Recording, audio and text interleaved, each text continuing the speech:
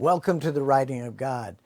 This episode is full of bull. No joke intended. We're going to follow the cultural icons of the Israelites from Egypt to the Promised Land, coming to you right now.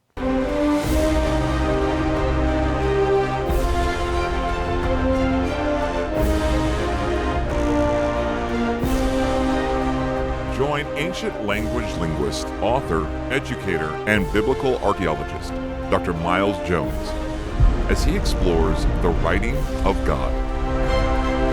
We're here at Aaron's altar on Mount Sinai. It's a huge tumble of rocks, flat on top, with a beautiful outcropping where Aaron could talk to as many people as could get within his hearing. But all around the altar, this is where the golden calf was made and placed for worship, on top of the structure. And all around this huge jumble of rocks, altar, there are pictographs of cattle worship motifs. And the most important of them is right here. This is a depiction of the bull dance, which came from the Egyptian Apis bull rituals and quickly spread to other parts of the Mediterranean. In Crete, for example, where you see beautiful frescoes of the acrobats jumping over the bull, and also in Mycenae in Greece. Other than those two, which came from Egypt, there are only two other places where the bull dance is depicted. And this is one of those two places, right here on Mount Sinai at Aaron's altar, to depict cattle worship. You can see the acrobat grabbing the bull by the horns, while another acrobat has already jumped onto the back of the bull. There's one other place where this is found, and that's in Goshen, where a few decades ago, cattle worship motifs where the bull dance was found in friezes in Goshen on the Peleustic branch of the Nile. If you're an archaeologist that's trying to find out where these people came from, you look at their art and you look at where their art came from. And the people who created this altar came from Goshen. Today, I get to share with you the incredible story of the Apis bull in Egypt. This was their principal deity. It was related to the sun god Ra.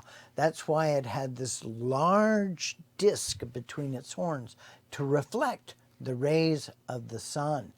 Now, the Apis bull was sacrificed every 25 years in order to have a bull that was in its prime. But it was buried with full honors, with riches as much as any pharaoh, a tomb that was as rich as any pharaoh had. And then they would find the new Apis bull and parade it through the country, and there would be festivals all over the country. Many a pharaoh groaned at the expense of this festival and the cost of entombing the Apis bull every 25 years. Then they would find the reincarnated Apis bull by finding signs such as a white diamond on its forehead and other signs. So the Apis bull was a standard of life among the Egyptians. And many of the rituals that went along with this, one of them is the subduing of the bull by hand for sacrifice. I've seen this very same picture on the walls of the Step Pyramid at Memphis. And out of these rituals came the bull dance. In fact, the Pharaoh Seti, in a very famous inscription, the pharaohs ran with the bull sometimes every year because it reinvigorated their youth. I'm sure they would run very hard to get away from that youth, from that bull. One of the things that was done were acrobats were trained to grab the bull by the horns and leap over the bull onto the back of the bull and then off of him and do various acrobatics. And this comes from Crete. Bull leaping or bull dancing in Crete. It was exported from Egypt. We also see it in Mycenae in the mainland of Greece. But in Crete, it became a a huge deal, a staple of their culture as well. In fact, King Minos prayed to the gods, which gave him a magical golden bull that came out of the sea. And because he was supposed to sacrifice this bull and he didn't, they punished him by causing his wife, Queen Mycenae, to fall in love with the bull, which she mated with, and the son was the Minotaur. That was a creature of incredible strength with the body of a man and the head of a bull. Here's a Minoan sculpture of the bull dance. These were people so involved in this. There are so many artifacts from Crete of the bull dancing. You can see the acrobat that's going over the head of the bull right there in this picture. Here's another depiction of the bull dance on a drinking vessel, which looked like the horn of a bull. So they probably purchased as many of these things as you would buy cowboy football, paraphernalia. The Mycenaeans of Greece conquered the Minoans during the 2nd century BC, and they adopted the bull dance into their culture. And so we find mosaics of bull leaping in Mycenae and the mainland of Greece as well. From there, the bull dance spread throughout the Mediterranean and to the New World. For example, in Spain, it became the bullfight, which is definitely a dance with death. In this one, the bull was killed at the end of it, unless the bull killed the toreador. In Pamplona, it became the running of the bulls before the bullfights, and people would run with the bulls in the streets, and many people have been gored, wounded badly, or even killed in the running of the bulls. It takes place at the festival of San Fermin in Pamplona, and the typical dress for this is the white shirt and the red scarf. The running of the bulls in the festival of San Fermin in Pamplona. I remember it well. That is me and my daughter at the running of the bulls in Pamplona. One of the other rituals that comes out of this is the recortadores of Spain and the course landais in France. They continued the acrobatics of bull leaping, although they do it with cows, not bulls. But it is incredible, the incredible death-defying acrobatics of jumping over the bull or launching yourself off the horns of the bull is amazing. It's as riveting as the original bull dance. Now, all of this passed to the New World. The bullfighting came with the Spanish colonization of the New World.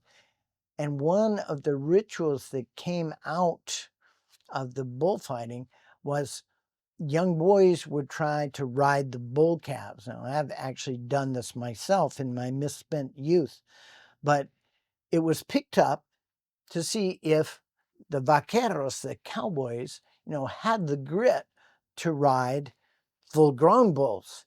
Now, remember, this is not a work ritual. All of the rodeo events in America are work rituals, but in this country, it became the rodeo bull ride, and it is riveting, but it's not a work ritual because you have no need to ever ride a full-grown bull. You only ride it for 8 seconds, but is known as the most dangerous 8 seconds in sports. Now, all this came from the time of the Exodus, and we see the bull dance at Crete and Sinai compared.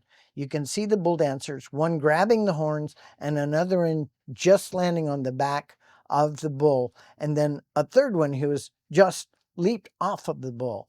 Now, I want you to look at this is the very same depiction that we find at Aaron's altar at Sinai. You can see the horns of the bulls, and to the right you see an acrobat grabbing the horns, and to your left you see one that has just vaulted over the bull's horns onto the back of the bull. So this was the model for the bull dancers of Crete, which came to us through the Spanish colonization in the New World as the rodeo bull ride. Interesting stuff, isn't it? We still have it with us today. So if you want to follow the footprints of the Israelites from Egypt to Sinai, you follow their cultural icons. Bull leaping depictions are found in only 4 places in the world. They are found in Egypt, in Crete, in Mycenae in Greece, and in Goshen, in Avaris, in Goshen, Egypt. You can see the bull dancers right here at the beginning of the Exodus and at the end of the Exodus at Mount Sinai. So it's really quite obvious that the Israelites at Mount Sinai came from Goshen in Egypt. You can see it at Avaris, which became the city of Ramses the Great later on. In Goshen, they began, and they went all across the Sinai Peninsula, across the Red Sea, into the wilderness of Midian to Mount Sinai, now known as Jabal el-Lawz. And we are going to show you evidence from every step of that journey in our next teaching. I'll see you then.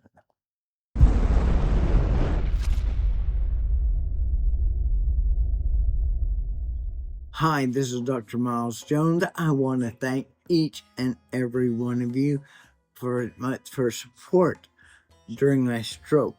You have not only supported me, but you have allowed our translation team to continue its valuable work of translating the Gospels from the Hebrew. They are now deep into Luke and also the other Gospels. Luke should be our next publication, so that shouldn't be too long. This is what we have ready for you right now.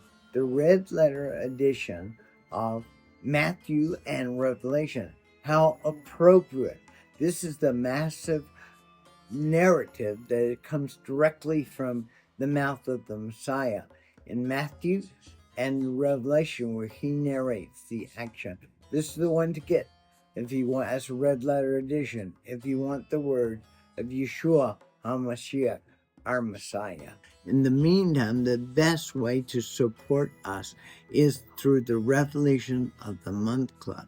We've worked real hard on this to make it an enjoyable experience where you go into El Abba's cave, that is God the Father's cave. You find treasures in jars of clay, and you can pick what you need, what you want as your revelation of the month that you get. And there are many, many interesting things there, valuable things that no one knows except for you and me, of course. So this is going to be a wonderful experience for you. For example, we're going to put the first 3 chapters of Luke in there, send them to you as a bonus for our members of Revelation of the Month Club. Before they are even published, you get the translation of Luke into English along with the Hebrew version. So there are many, many different and interesting and very important, very revelatory differences between the Hebrew manuscript of Luke and the Greek manuscript of Luke. So watch for it. Join Revelation of the Month Club as little as $10 a month. In the meantime, thank you for all the support you've given, and I will see you next time. Will you seek the Lord about becoming a partner to bring the message of the writing of God to more people? Send your gift to The Writing of God, P.O. Box 294047, Kerrville, Texas 78029, or online at thewritingofgod.com. That's The Writing of God, P.O. Box 294047, Kerrville, Texas 78029, or online at thewritingofgod.com.